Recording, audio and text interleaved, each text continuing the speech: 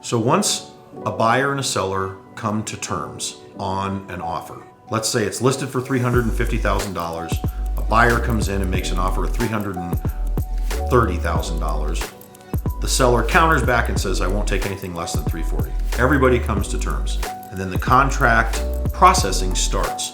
At some point, the mortgage lender, the person who's giving the loan to the buyer to purchase the home, will assign an appraiser to go out and determine that the contract price between the buyer and the seller is valid. The appraiser has no motivation to come in low on their appraisal. However, the information that they're looking at is only looking in the rearview mirror. They're looking at what has sold and closed in the last 6-7 months. I have to recognize that that appraiser, while they don't have any motivation to come in low, may not see everything that I've looked at or I've considered. So I usually will go out, meet them with a very detailed report on my subject property, every update, improvement that the seller has made on the home. This is what my appraisal report will look like. And so I've got my subject property, my comparable sales, and my purchase contract. So I'll open it up. I have my subject info,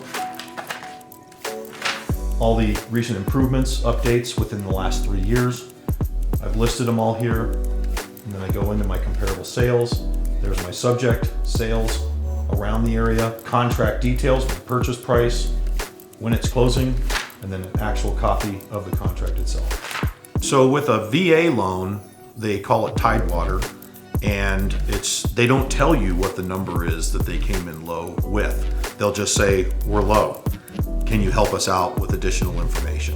So to avoid that, that's why I do go out and meet them and I say, hey, look, I'm gonna bring you everything I've got. There's nothing else I have. And we can, that way, if I do have an issue, we can just cut to the chase with our buyer and the seller and negotiate our way through it. The reality is that we're all looking at the same information.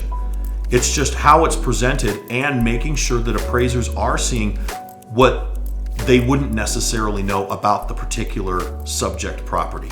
They don't know about, improvements that were made unless I'm there and I point it out and I give it to them in writing. So I've done this for nearly 30 years, and I am proud to say I've met nearly every appraiser in my career.